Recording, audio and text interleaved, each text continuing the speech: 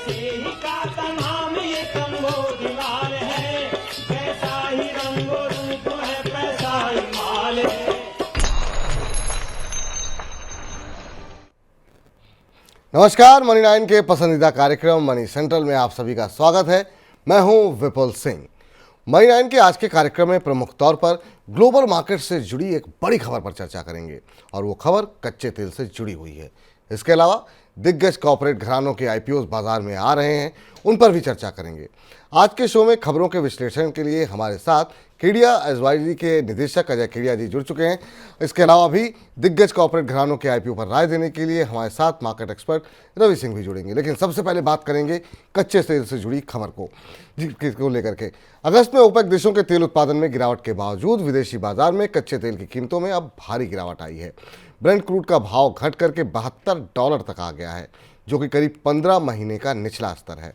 दुनिया भर में कच्चे तेल के दो बड़े कंज्यूमर देश अमेरिका और चीन से आ रहे सुस्त आर्थिक संकेतों की वजह से कच्चे तेल की कीमतों में गिरावट है। अगस्त के दौरान अमेरिका में मैन्युफैक्चरिंग पीएमआई अनुमान से कम रही। चीन में भी मैन्युफैक्चरिंग पीएमआई 6 महीने के निचले स्तर पर चली गई है। साथ ही वहां पर नए एक्सपोर्ट ऑर्डर 8 महीनों में पहली बार घटे हैं। तो अब इस पर बातचीत करने के लिए अजय जी हमारे साथ जुड़ चुके हैं। अजय जी, सबसे पहले तो बहुत बहुत स्वागत है मनी 9 के इस मंच पर आपका। धन्यवाद जी सर, कल जो कुछ घटना देखने को मिली, मतलब एक झटके में 5% से नीचे कच्चे तेल की कीमतें घटती हुई दिखाई दी। साल के जो है न्यूनतम स्तर पर पहुंच गया है कच्चा तेल। ये अचानक टूटने के पीछे की और बड़ी वजह क्या मान रहे हैं? क्या सिर्फ यही दो कारण है या आपको लगता है कि माहौल पहले से ही बन रहा था कच्चे तेल के गिरने का? देखिए, कच्चे तेल का माहौल की अगर बात करें तो विपुल जी, अगस्त मंथ ऐसा रहा जहां पे हमने देखा जियो पॉलिटिकल की वजह से मार्केट में एक अच्छी खासी तेजी भी बनी थी मार्केट के अंदर। और खास करके अगर हम ब्रांड की बात करें तो ब्रांड में भी हमने देखा जो जियो पॉलिटिकल टेंशन बना था, तो ऑलमोस्ट हमने अगर मैं अगस्त मंथ के हाई की बात करूं तो हमने 82 तक का लेवल देख लिया था 10-12 अगस्त के आसपास। वहां से हम देख रहे तो लगभग $10 के करीब की गिरावट अब तक हमने देख ली है। तो एक एक कारण की तरफ आते हैं। सबसे पहले हमने देखा कि लड़ाई तो पिछले 6 महीने से चल रही थी। अगर मिडिल ईस्ट के टेंशन की तो वो मार्केट ऑलरेडी डिस्काउंट कर गया, क्योंकि बातें हो रही है बट उस पर रेडिकल कोई चेंजेस नहीं आया, तो वो मार्केट डिस्काउंट कर गया। रशिया यूक्रेन तो वैसे ही 2 साल से चल रहा है, उस पर भी कोई मेजर चेंजेस नहीं था। लेकिन धीरे धीरे हम देख रहे हैं चाइना से जो डेटा पॉइंट जुलाई में आए, अगस्त में आए, वो कंटिन्यू कॉन्ट्रैक्शन दिखाए, क्योंकि चाइना एक वर्ल्ड की सबसे बड़ी एक तरह से कंजम्पशन, यूएस या चाइना, इन दोनों के जो आंकड़े आ रहे हैं वो भी खराब आ रहे हैं। इनफैक्ट हमने मैन्युफैक्चरिंग के नंबर 50 के नीचे कंसिस्टेंटली ट्रेड कर रहा है, डिस्पाइट ये एश्योरेंस दिया जा रहा है कि इकोनॉमी बहुत अच्छी है, ये नहीं हो पाया। इसके अलावा ओपेक ने पिछले हफ्ते एक रिपोर्ट जारी की थी जहां पे उन्होंने बताया कि अब हम प्रोडक्शन आउटपुट में जो कटौती कर रहे थे वो अब हम कटौती नहीं करेंगे, हम आउटपुट बढ़ाएंगे, जिसके चलते भी प्राइसेस में एक दबाव बना हुआ था।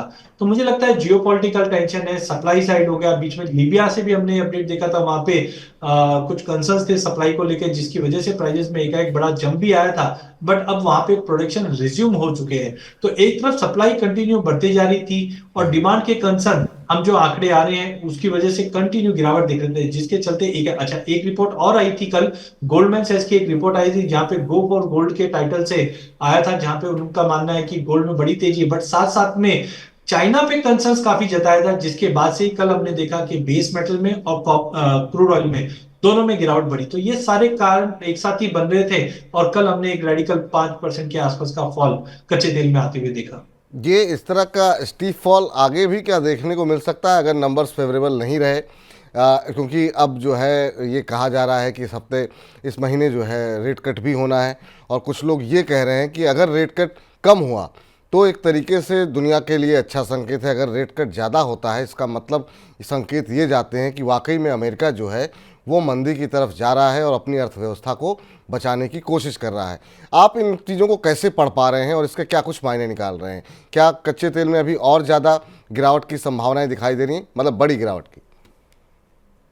देखिए, बड़ी गिरावट की अगर बात भी करें तो मैं अभी जस्ट चार्ट पे देख रहा था, 1 दिसंबर 2021 को कच्चा तेल लगभग $66 का भाव दिखाया था।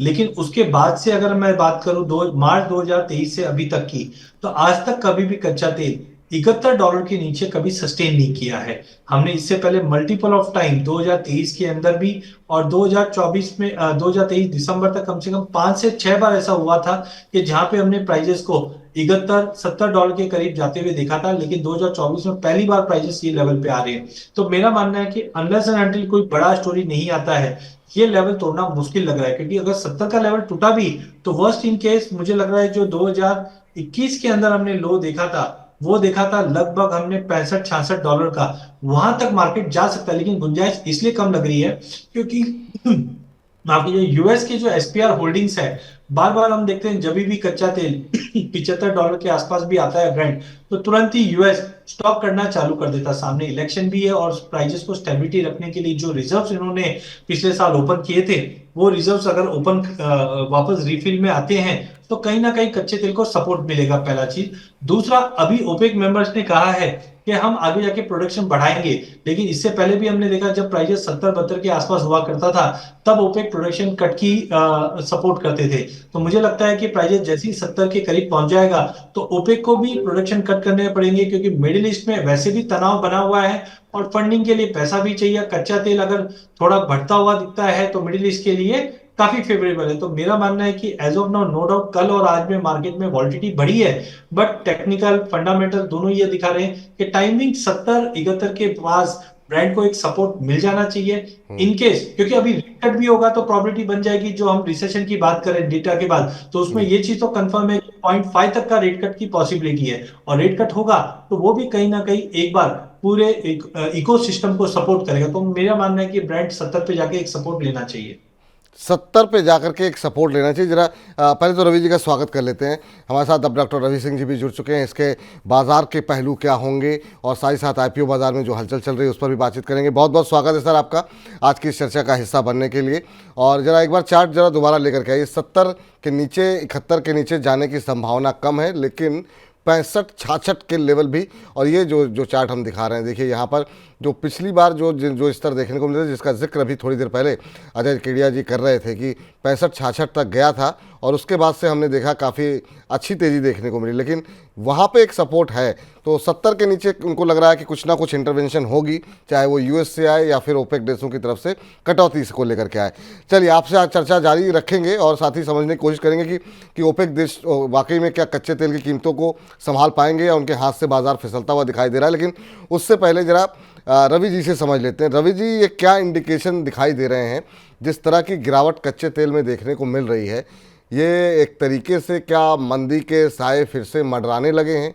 इसको इस तरीके से पढ़ा जाए या इस तरीके से पढ़ा जाए कि भारत के लिए काफ़ी अच्छी खबर है कि भारत का इंपोर्ट बिल कम होता हुआ दिखाई देगा, ऑयल मार्केटिंग कंपनीज अच्छा करती दिखाई देंगी। इन दो में से किस तरीके से आप पढ़ रहे हैं कच्चे तेल की कीमतों में आए गिरावट को?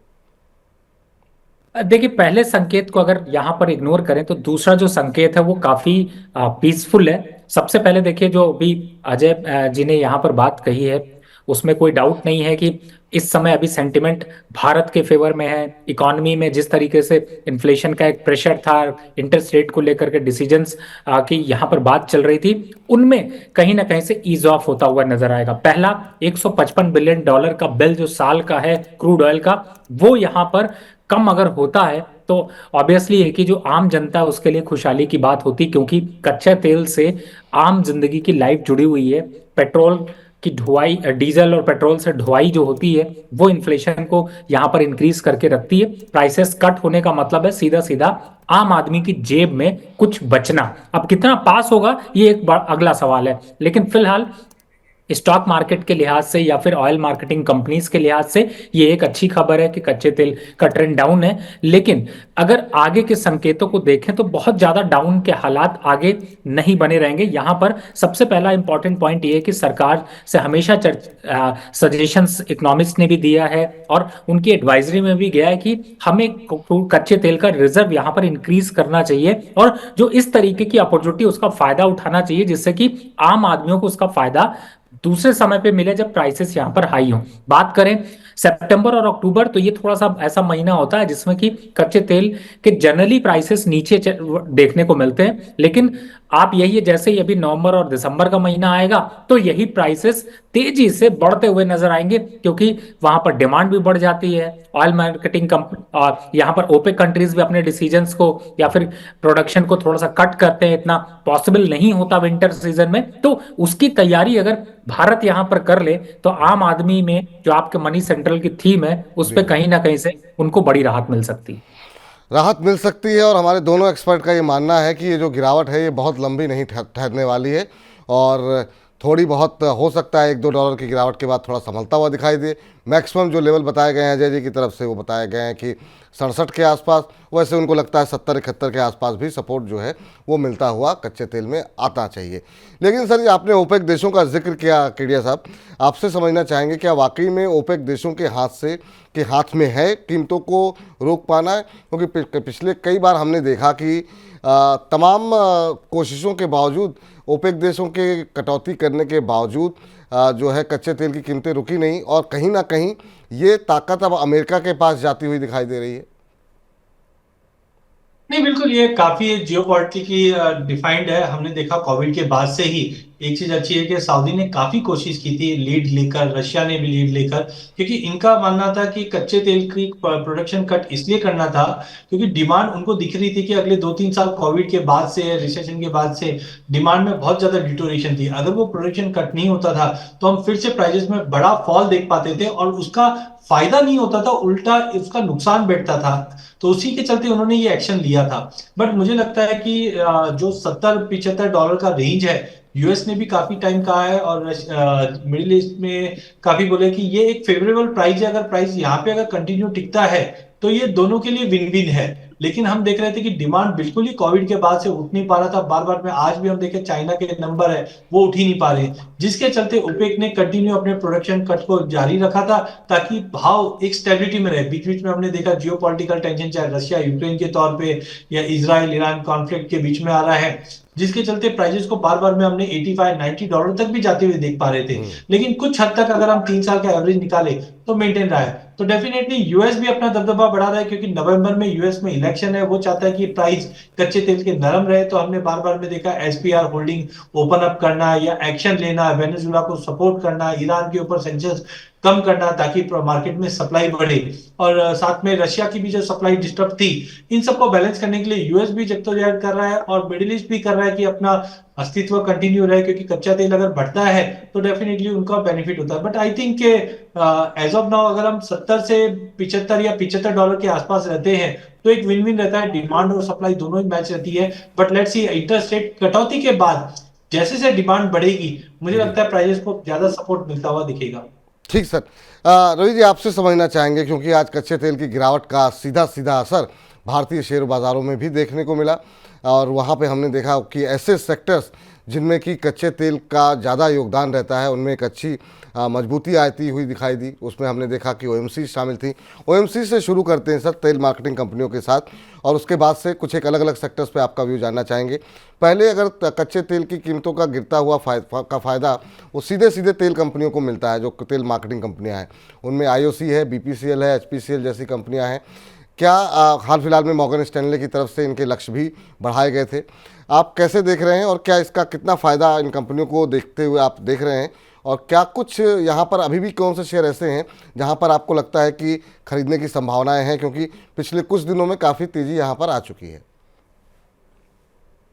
बिल्कुल, देखिए जिस तरीके से आज इंटरनेशनल मार्केट के हालात थे और उसका इम्पैक्ट रिफ्लेक्शन यहाँ पर भारतीय बाजारों में आपको देखने को मिला, लेकिन वो सस्टेन नहीं कर पाया, और मार्केट में रिकवरी जो दिखाई दी वो कच्चे तेल के संकेतों के असर से ही यहाँ पर देखने को मिली है। और आपने बिल्कुल सही कहा विपुल जी, देखिए अगर आप ऑयल मार्केटिंग कंपनीज देखते हैं तो ये खास तौर से आम आदमियों की सबसे ज्यादा फेवरेट कंपनी इसलिए होती है कि दो चीजें होती हैं। एक कि इनमें जो तेजी आती है उसका फायदा मिलता है, दूसरा डिविडेंड यहाँ पर अच्छे मिलते हैं। तो जो रिटायरमेंट प्लानिंग करते हैं उनको इस तरीके की कंपनी सूट करती हैं। और उसमें अगर आते हैं तो जो आपने अभी दिग्गज के नाम लिए, जिसमें कि गेल, आईजीएल या पेट्रोनेट या फिर आईओसी, इनकी बात करें, एचपीसीएल, बीपीसीएल, तो आपके पास ऑप्शंस लिमिटेड हैं, लेकिन डायरेक्टली और इनडायरेक्टली इनमें जो कच्चे तेल का इम्पैक्ट है वो भी काफी ज्यादा देखने को मिलता है। तो मुझे ऐसा लगता है कि आपके पोर्टफोलियो में इन कंपनीज को लॉन्ग टर्म के लिए अगर आपने ऐड करके रखा है तो आपको खुशी मिलती रहती है, क्योंकि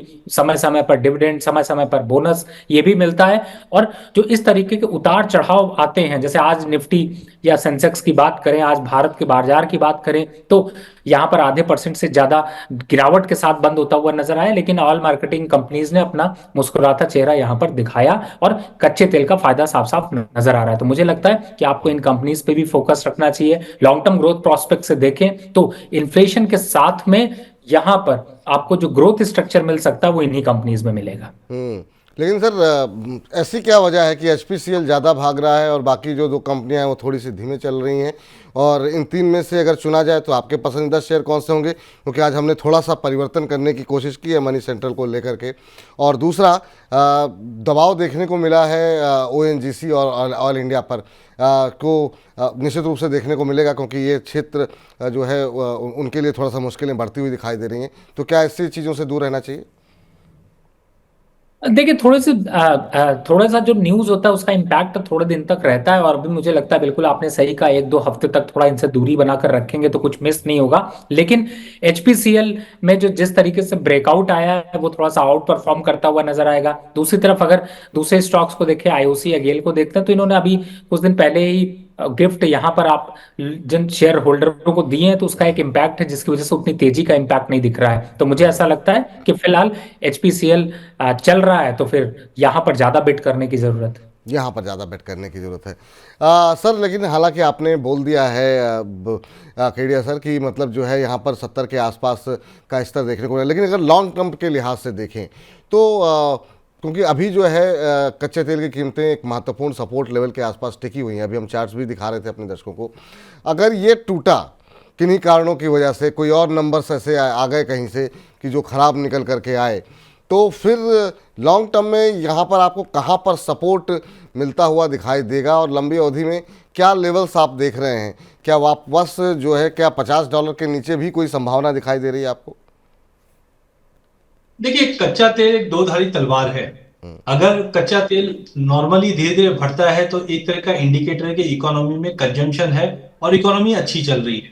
लेकिन यही कच्चा तेल $100 के ऊपर आ जाता है तो इकोनॉमी के लिए कंसर्न है। सिमिलर तौर पे अगर हम देखें तो मेरा पर्सनल व्यू है कि काफी यूएस की रिफाइनरी से उनका कॉस्ट काफी इंपॉर्टेंट होता है। तो यूएस में भी हम देख लेंगे जो कॉस्टिंग है वो करीबन 65-66, अब जैसे जैसे कॉस्टिंग बढ़ रही है तो इसके ऊपर की है। अगर प्राइजेस समझो कि 70 या ब्राइट, अगर जो मैं अभी बता भी रहा था कि 65-66 का लेवल हमने 2021 दिसंबर में देखा, इसके नीचे जाता है तो कोई भी प्रोड्यूसर के लिए वाइबल नहीं रहेगा और इमीडिएटली हम देखेंगे प्रोडक्शन कट या प्रोडक्शन में सीवियर ड्रॉप आता हुआ दिखाई देगा और ये इकोनॉमी के लिए ज्यादा घातक होगा।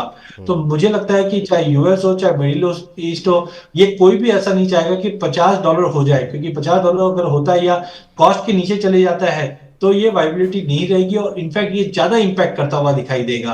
तो मेरा मानना है कि अभी 70 के नीचे भी टाइमिंग मुझे नहीं लगता है कि प्राइजेस जाएगा 70 से, क्योंकि 15 मिड ऑफ सितंबर से हम देखेंगे रेट कट का जैसे अनाउंसमेंट आता है तो ये कहीं ना कहीं इकोनॉमी को बूस्ट करने के लिए कोशिश की जा रही है। और जब इकोनॉमी को बूस्ट करना है तो कच्चा तेल और बेस मेटल एक ऐसी कमोडिटीज होती है जिनका कंजम्पशन बढ़ जाता है।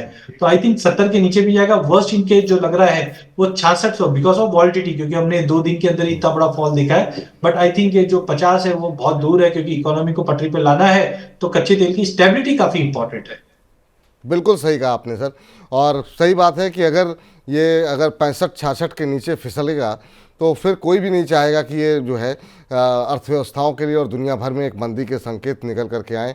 तो ये बहुत बहुत शुक्रिया सर, आज जो है कच्चे तेल की कीमतों का विश्लेषण करने के लिए और ये बताने के लिए कि किन लेवल्स पर जो है जा सकता है। तो यहाँ पर केडिया जी का मानना ये है कि 70 के नीचे जाता हुआ उन्हें नहीं दिखाई दे रहा। इन केस जिस तरह की वॉलेटिलिटी बनी हुई है उसके चलते हो सकता है कि कहीं अगर 65-66 तक के लेवल तक को छू ले तो वो मैक्सिमम होगा, उससे नीचे जाता हुआ कच्चा तेल नहीं दिखाई दे रहा है। और चाहे क्योंकि ऐसे ये दुनिया भर की अर्थव्यवस्थाओं के लिए अच्छे संकेत नहीं होंगे। तो जो लोग अनुमान लगा रहे हैं कि हो सकता है कि 50 तक जाए, उससे नीचे जाए, तो ऐसा फिलहाल अभी के लिए दिखाई नहीं दे रहा है। बहुत बहुत शुक्रिया सर आपका आज की इस चर्चा में जुड़ने के लिए। अब जरा इसका इम्पैक्ट जो है शेयर बाजार के लिहाज से थोड़ा सा और समझ लेते हैं रवि जी से, उसके बाद अगली खबर का रुख करेंगे। रवि जी, इसके अलावा जो सेक्टर्स में आज हम मोमेंटम देख रहे हैं जिसका सीधा सीधा फ़ायदा होता हुआ दिखाई देता है वो है पेंट शेयर। आज वहाँ पर भी गिने चुने शेयरों में अच्छा मोमेंटम देखने को मिला है, चाहे वो एशियन पेंट हो, बर्जर पेंट्स हो। हालांकि वैसी तेज़ी देखने को नहीं मिली, लेकिन फिर भी हर निशान में जो है इस गिरते बाजार में वो मजबूती के साथ खड़े रहे। इसके अलावा टायर शेयरों में हम देखते हैं कि काफ़ी फ़ायदा मिलता है। आज केमिकल शेयरों में भी मोमेंटम था।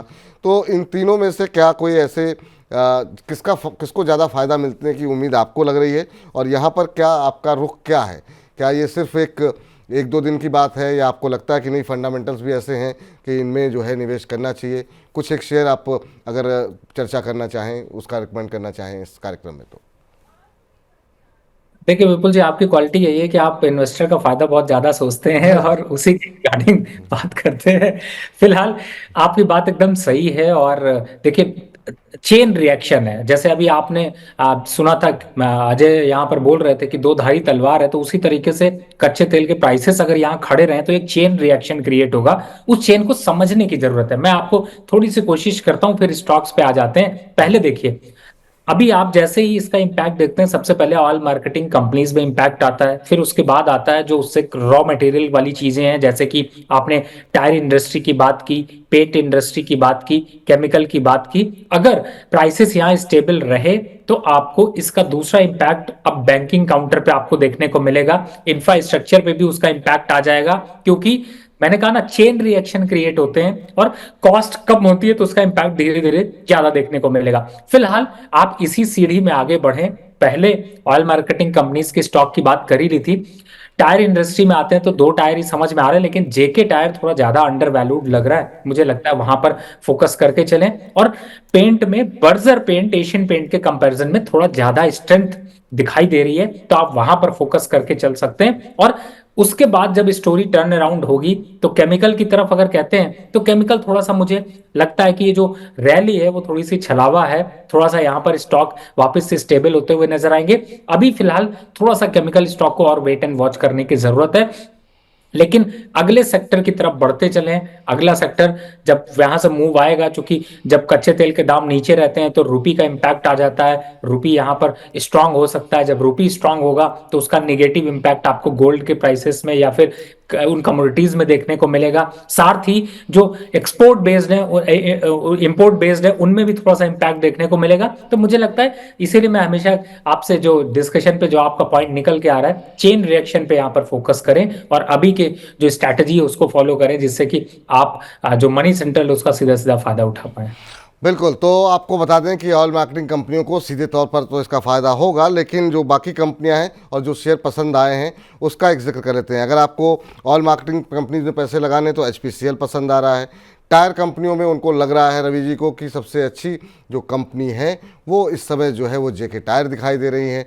इसके अलावा आपको बता दें कि खरीदारी की सलाह या फिर निवेश की सलाह जो है वो पेंट शेयरों में भी है, और उसमें बर्जर पेंट सबसे ज़्यादा अच्छा दिखाई दे रहा है। लेकिन रवि जी का ये भी मानना है कि मौजूदा भाव स्थिर रहे तो इसका असर वो चेन रिएक्शन के तौर पर होगा, उसमें इंफ्रास्ट्रक्चर, बैंकिंग, इनको भी इसका लाभ मिलता हुआ दिखाई देगा। तो कच्चे तेल की कीमतें कहाँ तक जा सकती हैं, कच्चे तेल की कीमतों का बाजार पे क्या असर हो सकता है, कच्चे तेल की कीमतों को देखते हुए, गिरावट को देखते हुए आप किन शेयरों में खरीदारी कर सकते हैं, इसको लेकर के हमने एक 360 डिग्री चर्चा करने की कोशिश की, कमोडिटी के लिहाज से, बाजार के लिहाज से। अब थोड़ा सा आगे बढ़ते हैं और अगले खबर का रुख करते हैं। अगली खबर जो है वो जुड़ी हुई है प्राइमरी मार्केट से, जहां पर इस समय जो है लंबे समय से काफ़ी धूम धड़ाका हो रहा है, मेला लगा हुआ है, और इस मेले में अब दिग्गज कंपनियां भी पहुंच गई हैं। देश के बड़े उद्योग घराने बजाज समूह की एक और कंपनी का शेयर बाजार में लिस्ट होने जा रहा है। बजाज फिनसर्व और बजाज फाइनेंस के बाद बजाज हाउसिंग का IPO अगले हफ्ते खुलने जा रहा है। IPO का प्राइस बैंड 66 रुपये से 70 रुपये रखा गया है। बजाज हाउसिंग के अलावा एचडीएफसी बैंक भी अपनी सहायक NBFC company HDB financial services को शेयर बाजार में लिस्ट कराने की तैयारी कर रहा है। इसके लिए मर्चेंट बैंकर के साथ संपर्क किया गया है। इसके अलावा महिंद्रा समूह से जुड़ी कंपनी क्लासिक लेजेंड्स को भी लेकर के चर्चाएं बनी हुई है कि उसे भी शेयर बाजार में लिस्ट कराया जाएगा। हालांकि ये लिस्टिंग वित्त वर्ष 2027 में होने की संभावना है, लेकिन चूंकि सबसे पहले जो है नज़र जो है वो बजाज के ऊपर बनी हुई है। सर, बाजार आईपीओ बाजार में काफ़ी हलचल देखने को मिल रही है। बाजार की गतिविधि कैसी भी हो, लेकिन प्राइमरी मार्केट के अंदर धूम धड़ाका देखने को मिल रहा है। आज के इस गिरते बाजार में भी जो लिस्टिंग हमने देखी इकॉस की, वो भी 17% प्रीमियम पर हुई, और जैसे बाजार में थोड़ी रिकवरी आई और जिन लोगों ने होल्ड किया वो मतलब वहाँ से जिस भाव पे लिस्ट हुआ था उससे 15-20% ऊपर पहुँचता हुआ दिखाई दिया। प्रीमियर की लिस्टिंग हमने देखी 100% प्रीमियम पर हुई है। क्या ये वजह है कि दिग्गज कॉर्पोरेट घराने भी अब प्राइमरी मार्केट में आने से गुरेज नहीं कर रहे हैं?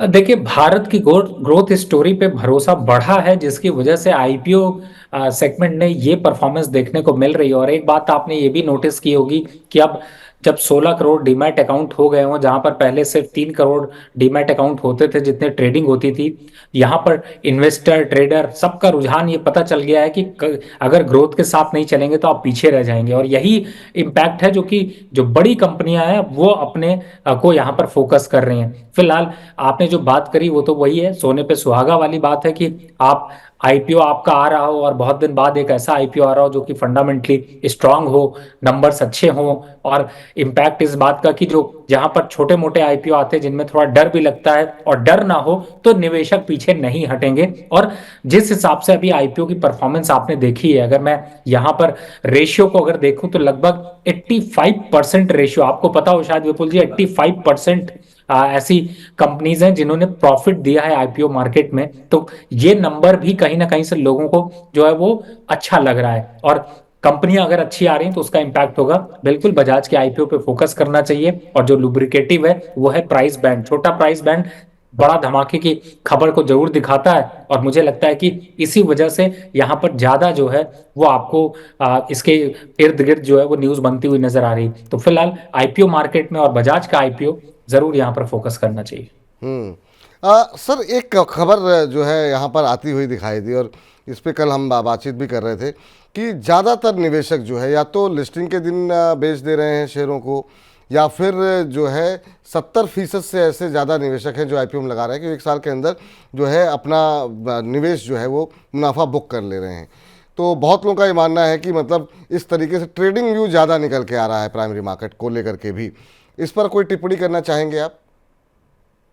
देखिए विपुल जी, एक्चुअली में हो क्या रहा है कि जब कंपनी आती है तो वो थोड़ा अंडर वैल्यू ट्रेड करती है, और चूंकि ऐसा कई बार देखने को मिला है कि कंपनी लिस्ट कराने के बाद जो अगली ग्रोथ है या फिर जो अगला स्ट्रक्चर है, जैसे कि दो चीजें हैं। एक तो पहले समझिए कि यहाँ पर जब भी कोई आईपीओ आता है, जो बहुत इंपॉर्टेंट है आपके लिए, आपको एक बात का नोटिस करना चाहिए, और आज मनी सेंट्रल के प्लेटफॉर्म से मैं एक्सक्लूसिव आपको बताने की कोशिश कर रहा हूं, शायद आपका ध्यान नहीं गया हो। पहला कि जब कोई आईपीओ आता है तो उसमें एंकर इन्वेस्टर जो होते हैं वो निवेश करते हैं, और एंकर इन्वेस्टर या तो 30 दिन में निकलता है या फिर 90 दिन में निकलता है। अब होता क्या है कि उसकी वजह से रिटेलर अगर पहले बुक कर लेते हैं तो उसका फायदा ज्यादा आसान मिलता है, और कहीं ना कहीं से शायद ये नोटिस करने में भी देखने को मिला है। हालांकि लॉन्ग टर्म फंडामेंटल के हिसाब से अगर कंपनी अच्छी है तो आपको फायदा जरूर मिलता है, लेकिन आदमी रिस्क नहीं लेता।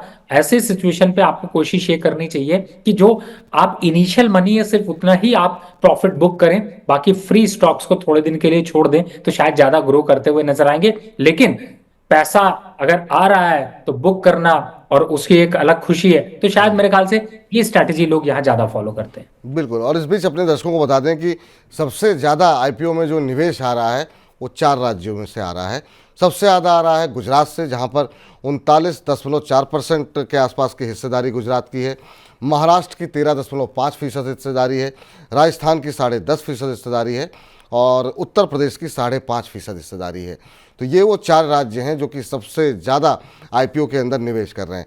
सर, जैसा कि आपने कहा कि 80% ऐसे आईपीओज रहे जो कि जिसमें कि लोगों को मुनाफा हुआ है, लेकिन वजह क्या है इसकी कि हमारे पास जो सवाल आते हैं उसमें जो है जो निवेशक होते हैं वो सेकेंडरी मार्केट में एंट्री लेकर के बहुत ज़्यादा नुकसान कमा रहे हैं।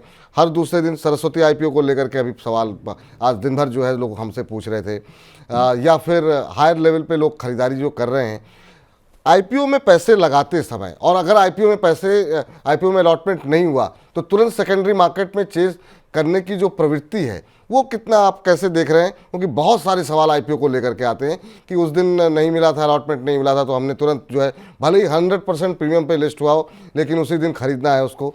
ये इस प्रवृत्ति को आप कैसे देख रहे हैं? और दूसरा, अगर जिन लोगों को अलॉटमेंट नहीं हो रहा है उनके लिए क्या सलाह रहेगी? और जब इतने सारे आईपीओ आ रहे हों तो चुनते समय किन बातों का ध्यान रखें? आपने 3-4 सवाल एक साथ पूछ लिए, मैं एक एक करके लेता हूं। सबसे पहले तो देखिए, आपका बहुत सिंपल सा जवाब है कि अगर आपको आईपीओ पे निवेश करना है और फंसना नहीं है तो मनी 9 को फॉलो करना है। बहुत ज्यादा सिंपल है, इससे ज्यादा कुछ टफ नहीं है। इसलिए मैं आपसे कह रहा हूं क्योंकि यहां पर आपकी चर्चा होती है। और आपने विपुल जी बहुत इंपॉर्टेंट बात बहुत सादगी से कह गए, उसको मैं थोड़ा और हाईलाइट करके कहना चाहूंगा। पहला कि जब आईपीओ लिस्ट होता है तो आपने अभी जो बताया पहले फिगर पे कि लोग प्रॉफिट बुक कर लेते हैं, फंसने वाले लोग जितने, जो आप इसका रेशियो अगर उल्टा करेंगे 99% जो फंसने वाले लोग हैं वो जब प्रीमियम पे लिस्ट होता है और तब खरीदते हैं तभी फंसते हैं। तो ये सबसे बड़ा है। तो आपको इस आदत को करना है, बदलना है। आपको अगर आईपीओ पे लिस्टिंग पे नहीं मिला तो छोड़ दीजिए, सफर आगे तय करिए, नए आईपीओ की तरफ देखिए और कोशिश करें कि आईपीओ लिस्ट हो जाए। तो जब तक उसके 1-2 क्वार्टर रिजल्ट नहीं आ जाते, फंडामेंटल ग्रोथ आपको नहीं पता चलती, फंडामेंटल नंबर्स का मतलब है, मैं हमेशा 3 नंबर पे ध्यान रखता हूं। पहला कि उसका सेल्स ग्रोथ, रेवेन्यू इंक्रीज हो रहा हो, दूसरा उसका एबिटा बढ़ रहा हो, तीसरा उसकी प्रॉफिटेबिलिटी स्टेबल हो, चौथा उस पर लोन ना हो। बहुत सिंपल से 4 फैक्टर हैं जिनको कि आप कंपैरिजन कर सकते हैं और आपको पता चल जाएगा कि ये कंपनी पे निवेश करना है, ओवर वैल्यूड है, अंडर वैल्यूड है। और रही बात कि आपको मिलता नहीं, देखिए आईपीओ की भरमार में पहला कोशिश ये करिए, हमेशा मैं आपको बताने की कोशिश करता हूं, अपर बैंड पे अप्लाई क्या करिए। जैसे अभी हमने बजाज आईपीओ की बात की, बजाज आईपीओ पे 2 बैंड आ रहे हैं। 2 बैंड का मतलब एक लोअर बैंड है, एक अपर बैंड है। अब आप करते क्या हो कि आईपीओ तो अप्लाई करते हो लेकिन आप हमेशा लोअर प्राइस, यानी जैसे बजाज के आईपीओ का एग्जांपल मैं ले रहा हूं, फिर से बोल रहा हूं, एग्जांपल ले रहे हैं, 66 रुपए और 70 रुपए है। अब आपने अप्लाई कर दिया 66 रुपए, तो आपको कट ऑफ आया 70 रुपए, आपको नहीं मिलेगा। हमेशा हायर बैंड पे अप्लाई करिए, क्योंकि अगर मिलेगा तो बढ़ेगा, नहीं मिलेगा तो चांसेस बहुत कम है। और 2-1 रुपए से आप सिर्फ पछताते और हाथ मलते रह जाएंगे। तो बेटर है कि आप हायर बैंड पे अप्लाई किया करिए और जो फंडामेंटल बताए उनका ध्यान रखिए। आईपीओ लिस्ट होने के बाद इन्वेस्टमेंट अगर करना है तो ये कंपैरिजन करिए कि उसकी पीयर कंपनी कौन सी होती है? पीयर कंपनी वो होती हैं जो कंपनी लिस्टेड है, जो लिस्ट हुई है, उसके कंपैरिजन में उसी बिजनेस पे और कितने कॉम्पिटिटर हैं, कितने और बिजनेसेस हैं, उनके स्टॉक्स में क्या चल रहा है। अगर उनमें उतनी ही तेजी बनी हुई है, लॉन्ग टर्म ग्रोथ उतनी ही है, तो शायद चांसेस हैं कि जो आईपीओ लिस्ट हुआ वो और बढ़ेगा। अदरवाइज आप वहां पर फंस जाते हैं। ध्यान रखिए इस बात का, अगर आप ध्यान रखेंगे तो आपका नुकसान कम होगा, और नुकसान रोक लिया तो क्या होगा? प्रॉफिट होगा। और इसी मुनाफे की बात के साथ बहुत बहुत शुक्रिया, बहुत बहुत धन्यवाद रवि जी। और आज मनी सेंट्रल में चूँकि 2 महत्वपूर्ण बड़ी खबरें थीं उसको हमने कहा कि समेटें, और ख़ासतौर से अर्थव्यवस्था के लिहाज से, शेयर बाज़ार के लिहाज से उसके क्या मायने हैं उसको समझाने के लिए आपका बहुत बहुत धन्यवाद। तो चलिए फिलहाल आगे बढ़ते हैं और कुछ और महत्वपूर्ण खबरें हैं आपकी जेब से जुड़ी, उन पर नजर डाल लेते हैं फटाफट झटपट में।